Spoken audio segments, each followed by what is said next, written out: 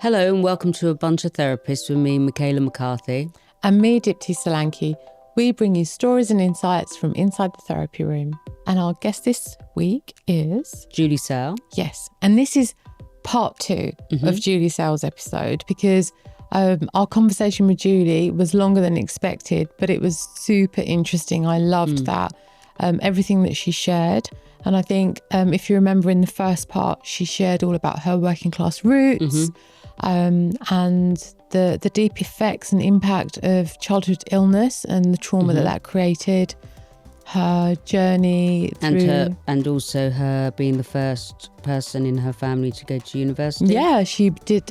She was responsible for a lot of firsts. And even though she was a psychotherapist, she then went on to train to be a psychosexual relationship therapist. And then she developed her own training institute, which is known as CICS. And I really enjoyed having her on the podcast and interviewing her because she just come with so much of herself. Yeah, her energy great. Was lovely. Yeah, definitely. Yeah. So this is part 2. Yeah, brilliant.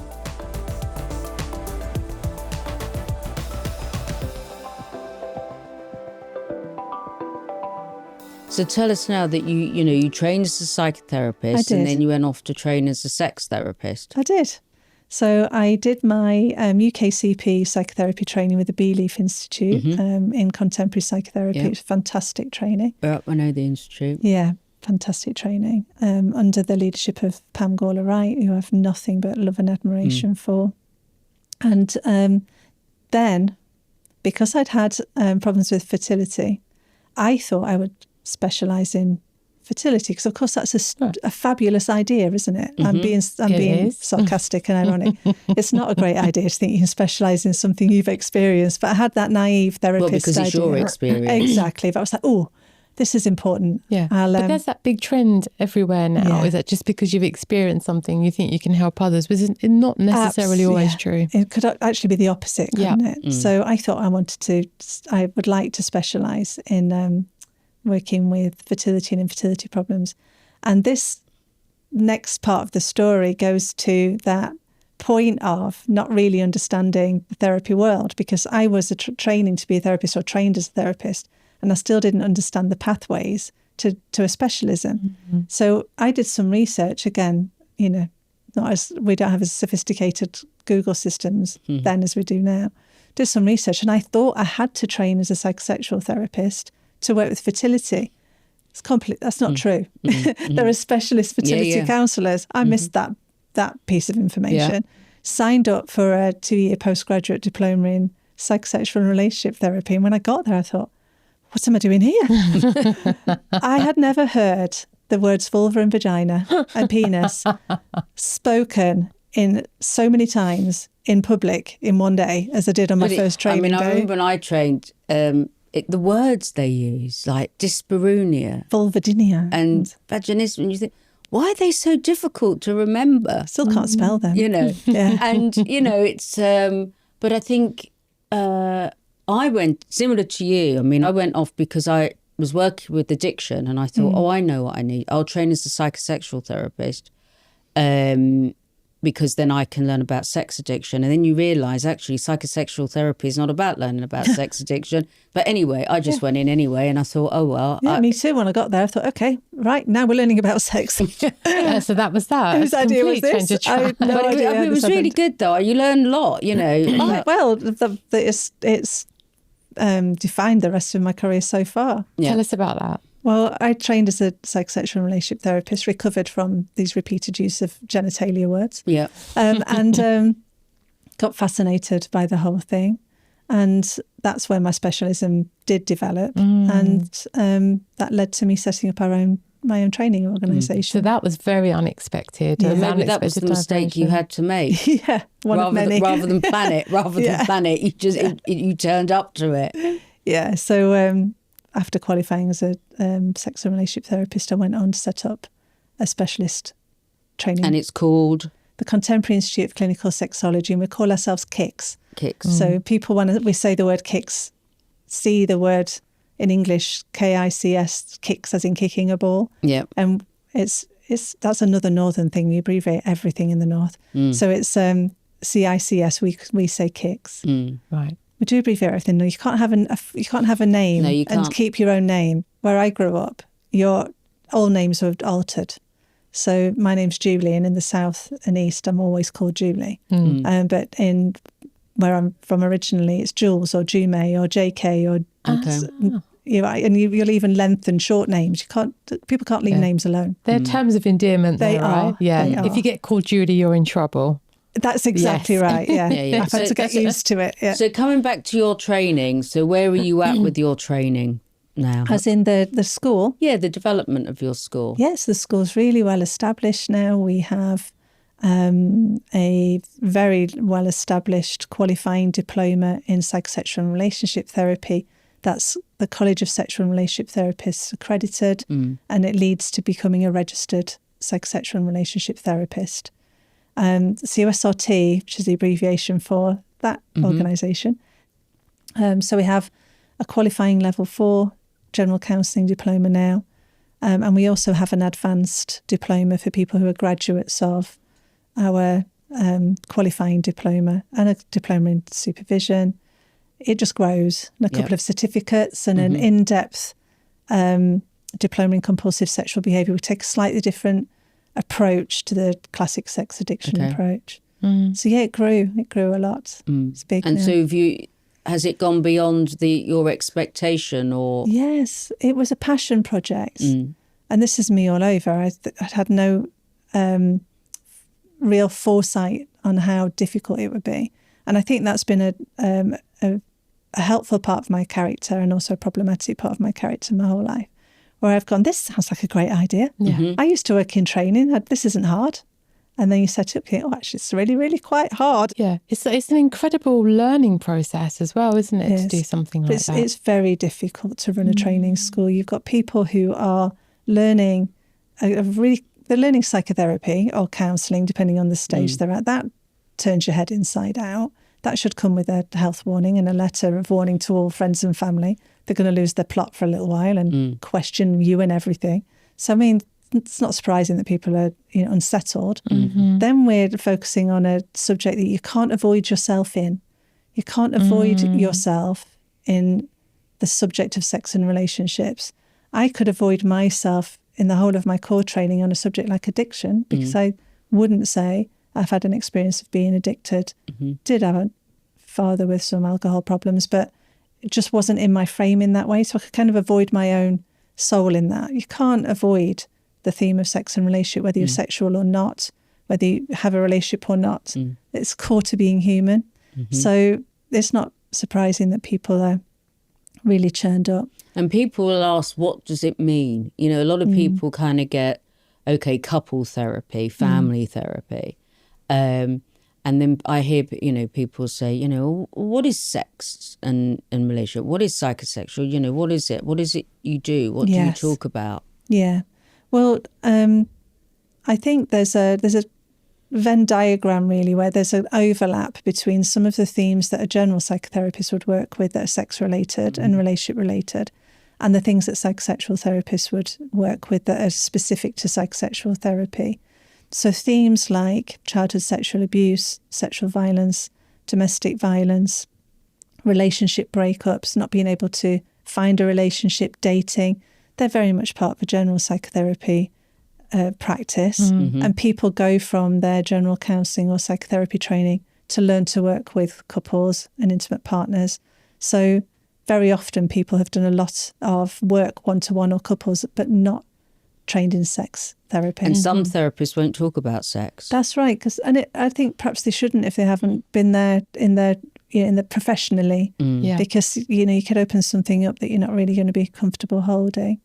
But for psychosexual therapists, we're working with sexual problems as experienced and defined by the client. So the nitty-gritty bit is working with so-called sexual function. And I think that can carry a lot of shame to say, I can't do this. People seem to think, well, sex, they're all good at it because everyone's practiced, and they might not have done that. And, what's good sex and what's not. Exactly. And who's defining that? So, there's a lot of cultural pressure around sex, and got split personality around it in our culture, where there's a lot about sex on the TV, and yet we're still not really very good at talking about it. But a psychosexual therapist will be working with clients who are experiencing problems with erections or orgasm or ejaculation or painful sex or lack of interest in sex. So it's very specific. We also work with people for whom their erotic preferences are not integrated for them. They might have kinks that they are ashamed of or unhappy about, and we're helping people to integrate their erotic desires, so long as they're consensual and lawful, of course. So tell me, why do you think sex carries a lot of shame? From your experience being a sex therapist, what is it all about for people? I think partly the shame is one step further on from privacy. So there's a difference between something being private and something being secret. Yeah. But sex is seen as a private thing societally, which is not necessarily not. You know, I don't have an issue with that. I can see that sex would be a private that's the thing. space where you want to be uninhibited, and you can't do that when there isn't any privacy either. Yeah. So I think that's an aspect of it. We have social rules about where people do this thing, right? You know, you can't get down to it in Tesco's. No. It's got to be it's a private thing, and I think that privacy aspect can develop into secrecy, particularly if people are not having experiences that are pleasant or positive. And some people who've been abused. Of course. And then it's what sex has meant and how you've experienced it. And if you're more kind of natural development, it's a very loaded word, natural, in a psychosexual context, but that kind of more typical development where sexual responses, if you experience them individually first, and maybe engage in solo sex if your culture allows you to, or even if your culture doesn't allow you to, and then go up. And so then you've got a shame narrative for something that in our culture would broadly be perceived as a natural thing to do. And then an adolescent development and experimenting with your peers. If you can go through that kind of process, and I think there's you can have the potential for a different relationship to sex than if your first experience of anything like that is as a child with an adult, or an adult, which is, we're not in the territory of sex, then we're in the territory of abuse. So of course that's going to lead to shame. And I actually think social narratives, culture, religion, narratives for people who aren't marginalised, people that potentially, apparently, you hold all of the privileges. Narratives around heterosexual sex, they all belong in society, and they're perpetuated in people's lives in a way that is very often not helpful for them. So dominant heteronormative messages like women are supposed to be sexually reluctant. However, you're not supposed to be if you watch Channel 4 and all of the programmes that you get on Channel 4. They're supposed to be erotic. But if you're erotic as a woman, then you're also going to get the shadow side of being criticised for that still. But that really conflicting narrative for women's sexuality. Where it can be positive for a man but negative for a woman. Yes, that's still around. And also, where do you go to learn about sex? Oh, such a good point. Love Island. Right? Oh my gosh, imagine. But I think younger generation, you've only got to look at TikTok, and, sexuality is everywhere. It is. That's what's being projected on socials and on TV. Yeah. And I wonder, with different cultures, what that brings up for cultures, because some cultures are not meant to have sex before marriage, all that kind of thing. Yeah. So there's lots of different pressure and stuff. There is. So I think that the connection between sex and shame is about anyone that feels any different to the dominant social narratives, and that, I think, is many people. And add on top of that some specific messages that specific families have, and specific experiences that some individuals have, and you're in shame territory. And I don't think we teach shame particularly brilliantly as in the psychotherapy profession. We're getting much better. Yeah, we're obsessed with trauma. Psychotherapy is obsessed with trauma, big T trauma, as in big events, and small T trauma. And it's only been in more recent years that we have really paid attention to what shame is and how to work with it professionally. We've got some great people speaking about that now. But it's that shift of lens where I think it's definitely possible to get through life in this culture without a big T trauma, the big sexual abuse, sexual violence. Being a human is traumatic and difficult, and having any kind of marginalised identity immediately brings traumatic experiences of discrimination and injustice. Absolutely. But I'm not sure humans get through life without a shame experience. No, I don't think so. I mean, I remember when I moved out quite young, but then I was moving in with my partner, and then it was like the generation used to go, well, in our day, we had to get married. We couldn't be living in with a partner. Or you might like each other, but not be compatible sexually as well. Yes. But then where do you go with that if you had to get married before you even could be with somebody? But look at the conversation that we're having in at least 2 of our lifetimes. This has changed so dramatically. Yeah. It's changed so dramatically. My mum got married at 16. Yeah. She had her first kid at 18. 16. I know. But it was the thing, wasn't it? And then the older generation, they would have a double bed.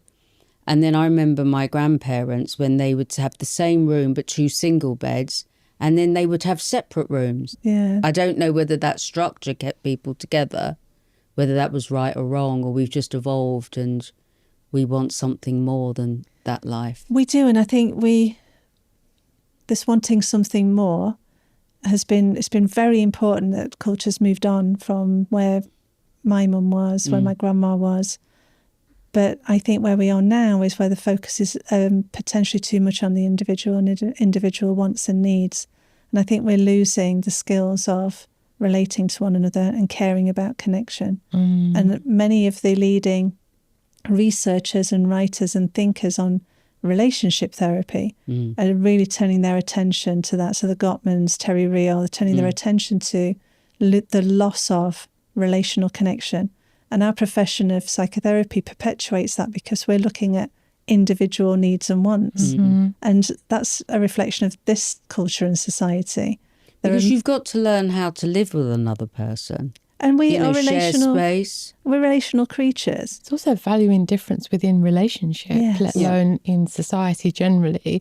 It's knowing that there may be parts of that relationship where you aren't compatible, but how do you learn to love and respect that about another person and allow that space? But I think that's where we find friends. You can't. I don't think one relationship can meet all our needs. It meets some of our our close needs, but then we meet other people to meet other needs. Because I think that's another part of where the narrative has shifted over time, which is this romance myth that there is, and I call it a myth, and we kick it about at CICS. We unpack all of these things and ruin people's Disney idea of love. It's necessary though, I think, right? Because there's this idea that you can meet this one person who's going to satisfy all your needs. I mean, if you do, brilliant. And also, there are more people. You can have one intimate partner, but multiple friends. And also, newsflash, you can have more than one intimate partner. Well, exactly. Things have changed. Yeah. I think they've always been. But you could have intimate, great at sex, great at whatever, but then, they can't cook. They're not very good at going for grocery shopping.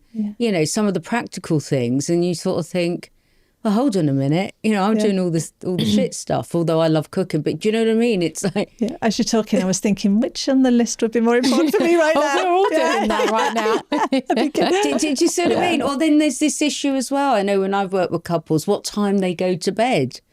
Some people go to bed early and another person will be going to bed like That's 1 in the morning. Big one. Some of you are morning people. Someone's like, Well, not. I think this is, you see, as a sex therapist, I'd say we need to immediately challenge this idea that sex happens at bedtime. Yeah, exactly. 100%. And I'm not bothered about whether people share a bed as a couple or not. It's what works for that some family. cultures, they have like single beds and then they come together, or they have their own room and then come together. But this the royal idea, family do that, don't they? They have their Carter. own quarters, don't they? And I'd love my own quarters, actually. Yeah, your I own think I have to house. work harder for Lovely. that. Yeah. But this idea that there's an immediate problem in your relationship if you're not sharing a bed with your intimate partner. Again, it's built on the idea you only have one intimate partner, and some people have multiple partners.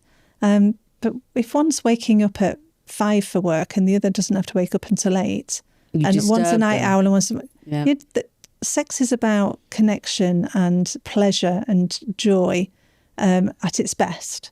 So why compromise your availability for that experience by being tired and grumpy with your partner because you haven't slept very well? Of course, this comes back to practicalities a lot of the time, because who's got a house big enough for everyone to be in a separate rooms? In their own quarter. But in their own quarter, imagine. But I just want to knock that idea on the head that there's a problem with your relationship if you aren't sharing a bed. Beds are for sleep. They're a comfortable place to have sex, but there are multiple other times of the day to do that. If you can get the privacy. I mean, good luck if you've got kids. That's all I can say. They inbuilt contraception for the rest of your life. Yeah. So you get very good at improvising. You do, exactly. I saw a glint in your eye there, Dipti. You figure it out, don't you? Because you do need privacy. Yeah. So can you elaborate a little bit more, Julie, for the listeners and viewers, about having more than one relationship? Yeah, more than one intimate relationship. Yeah. So I think it's fair to say that the cultural expectation is still monogamy. Yeah. And that's, again, talking about what belongs in this social piece and what's expected of us. And that doesn't align for some people. Some people experience love and sexual interest as being infinite and separate, so not necessarily combined. And so we don't call relationship therapy in our organisation couple therapy. We call it intimate partner therapy. Okay. And it's the intimacy piece, which is a reference to the idea that sex may or may not be happening or may be expected in these relationships. And some people will identify themselves as being polyamorous, which means multiple love, and they've got the capacity to love multiple people. And some people have an emotionally monogamous relationship and have an agreement that sex can happen elsewhere. There are multiple different ways of thinking about intimate relationships in terms of the number of partners involved and the status and time investment in each of those relationships. So that's what we're thinking about when we're thinking about multiple partnered people. That's a good way to probably end. But because you could talk about sex for a long time, really. Yeah. And therapy in our own lives. And exactly. Well, thank you very much for inviting me. Thanks for coming on, Julie. It's been great. Thank you for inviting me. I've really enjoyed our conversation. Thank you, Julie. You've been listening to A Bunch of Therapists with me, Michaela McCarthy, and Dipti Solanki. And if you enjoyed this episode, don't forget to review, like and subscribe to wherever you listen to your podcasts. And do follow us on our socials. Until next time, see you soon.